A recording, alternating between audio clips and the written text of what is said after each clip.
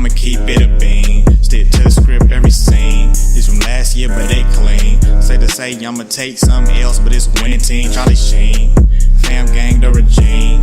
I'm from Piney Green. What's good, I'm Shellitronnn, but you can call me Coach, and I'm back at it again with a brand new video. And I'm gonna keep it a Bowberry biscuit. The day after the last preseason game is a tough time for some of these guys. They're getting cut by their teams, and other guys, they're getting cut from the NFL for the rest of their lives. I read a tweet somewhere where it kind of put it in perspective. Some of these dudes who are going to be cut and out of the league forever are the best athletes, the best football players to come out of their hometown of all time, and they just will not make it in the NFL. And some of these guys will be practice squad guys for the rest of their lives. It's definitely a hard time for players. It's a really tough time all around, but cuts have to be made because we have to get to the last 53 men to make each roster, and today was the first round of cuts. Now, keep it real with you, originally this video was going to be my 53-man roster prediction, but before I hit record, the Panthers released their first wave of cuts, so I couldn't even do the video. I had to switch it up, I had to change the whole tone of the video. So I'll put up right here, you'll see on your screen here the first wave of cuts. It's from the Panthers.com site. I'm just going to go through the list real quick. The terminated vested veterans. Look, we all knew Carolina Panthers was going to be gone. Cap was a guy who's been on the team for a while now, but hasn't really done all that much. I've been doing this thing for the Panthers for about a year and a half now, and a lot of y'all been telling me a lot of things about Cap. I ain't seen it yet.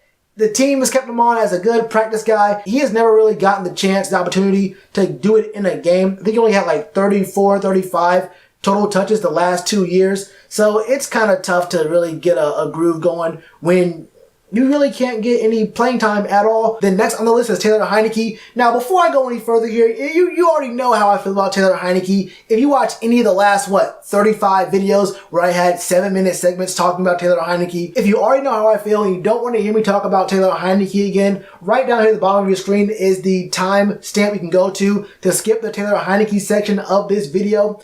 But right here, do you see what team puts the quarterback cut underneath a running back or any other position? Wouldn't any other team put the quarterback as being the first cut guy? Why is he second? This is kind of getting into what I've been talking about with the blatant disrespect, the blatant Taylor Heinicke erasure that Panthers have been going through and the Panthers media has been supporting since, June, July? Probably even since May, honestly.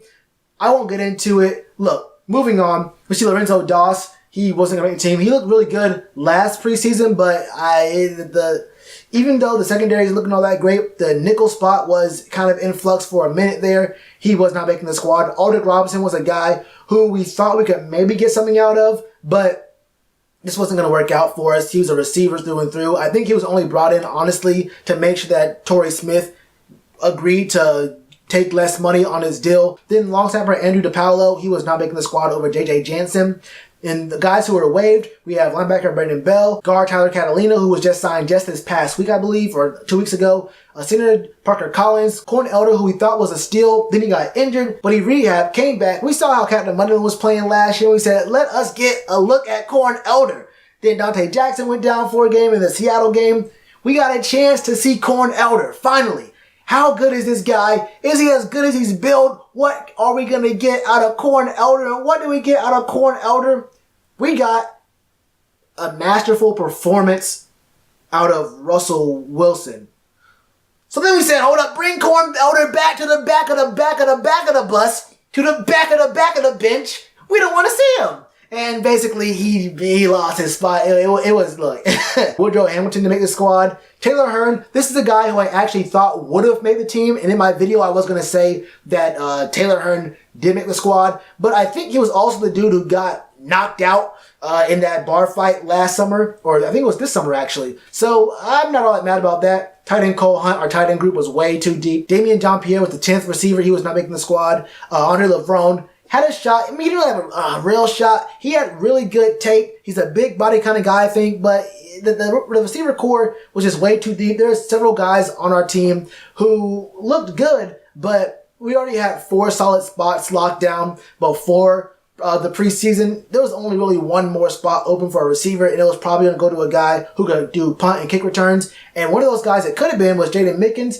but we saw Terry Godwin get the bulk of the punt returns, and we didn't get too many kick returns that we could actually return. Corner Ryan Pulley, don't know much about him. Rashad Ross was a guy from the AAF who was one of our first guys we signed this offseason, one of the first free agent guys we signed this offseason, other than Eric Reed.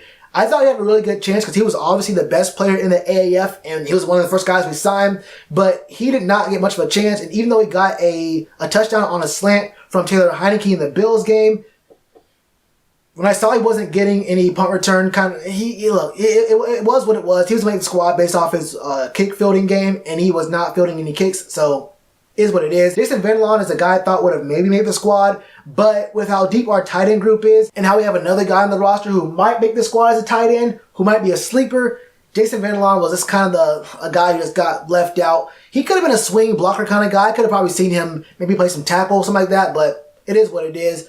Antoine Williams, don't know much about him. John Yarbrough, don't know him at all. Kofi Amichia and Damian Parms are on the waived injured list. I don't know about waived injured, but Kofi Amichia got his pride injured when that dude Jalen Elliott swam past him, smacked the ball out of Will Greer's hand for a strip, sack, fumble, scoop, and score. 95 yards. I knew at that moment that Kofi Amichia was never touching a blue or a black jersey ever again in his existence on this physical plane. Ever. Then we see Damian Parms, who's a fringe safety kind of guy, was making the squad. Then the injured reserve list, we see Graham Gano and Kit O'Brien. Graham Gano, I've been seeing very conflicting reports. He's on the injured reserve list before this season, so my understanding is he does not count toward the 53-man roster, and he's out for the entire year, so he will not count against the roster at all. So we can maybe do a little bit more with this team than we first thought. I'm not going to lie to you, I don't know a ton about preseason injured reserve and how guys aren't able to make the list but be on the team's injured reserve, and you can also still trade them for some reason. I don't know how all that works. But anyway, those are the guys who, by the time I recorded this video, did not make the team. So I'm going to give you guys my 53-man roster prediction right here. First off, quarterbacks, obviously Cam Newton, Kyle Allen, and Will Greer. I won't say any more on this list than the people's names. Hopefully Cam is healthy the whole season. Leave it there. Running back, Chris McCaffrey, Jordan Scarlett, Reggie Bonifant. This is a tough one because Reggie Bonifant proved himself to be a really, really valuable back this preseason. And we did see a lot of really good things out of Elijah Holyfield. But I think the biggest question about Jordan Scarlett was whether or not he could catch out the backfield. That was his biggest weakness. And after seeing how good he was catching the ball at the backfield, showing he actually could do it, it kind of made it was hard to, I think it's going to be hard to pass up on Jordan Scarlett. He makes the squad in my book. I'll get down to what I think about the later guys who might make the squad a little bit later in the video. Fullback, Alex Arma. I think he's a lock. Not many teams carry a fullback, but I think we will. Tight end, Greg Olsen, Ian Thomas, Chris Manhurst. That's pretty locked in. DJ Moore, Curtis Samuel, Jarius Wright. I think Torrey Smith makes the team. I know this is probably going to be maybe an unpopular opinion, but I think Torrey Smith makes the team for sure. And then Chris Hogan. There might be room for a sixth guy here, but I think Reggie Bonifant might really be a guy who fields punts and kicks. So if we don't have him fielding punts and kicks, then we might see another receiver, but we'll get to that a little bit later in the video. Left tackle, Darrell Williams and Greg Little. Left guard, Greg Van Roten and Rashard Cook.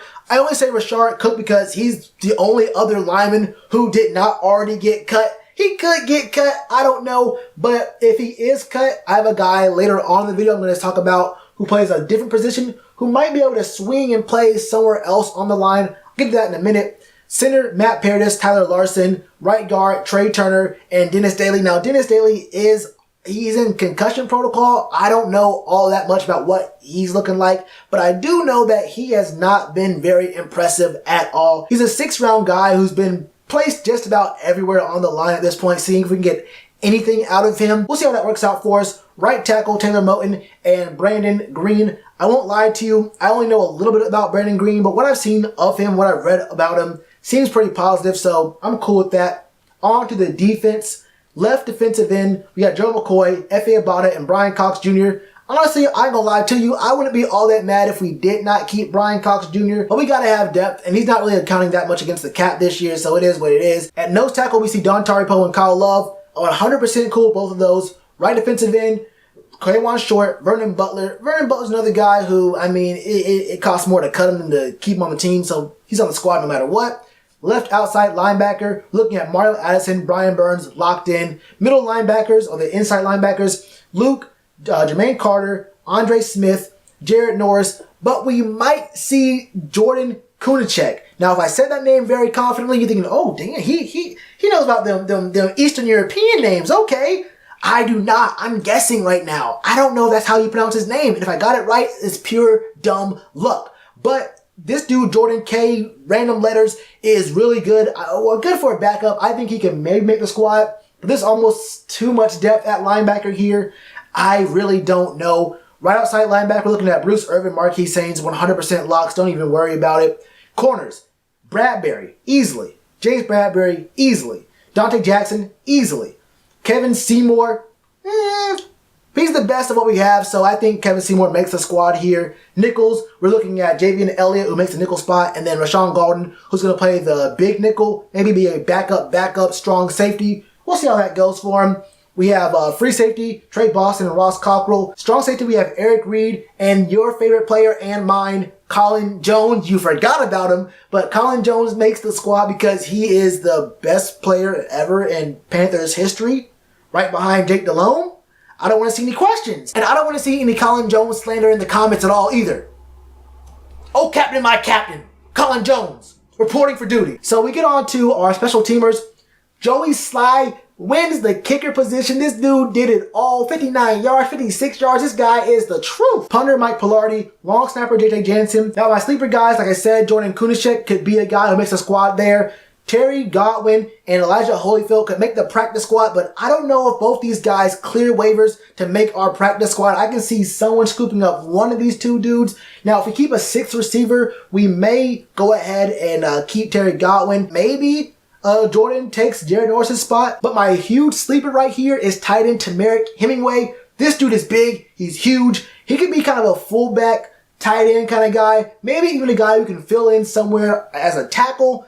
I like his build a lot, man. I don't know what we're going to do with him. We have too many tight ends, but I can see the team finding some kind of role for this man if it comes down to it. Let me know your roster predictions in the comments below. Who do you think is going to make it? Who do you think got snubbed? Who do you think are sleepers who could probably be, maybe not all that popular opinions, but guys who could maybe surprise us? Let me know all of that in the comments below. And you already know what to do with that like button. Cheers to you, appreciate the chance. Been told y'all I been the man. Been told y'all I had the gift. Tell a friend to tell a friend. Real ones gonna recommend. Count this as another win.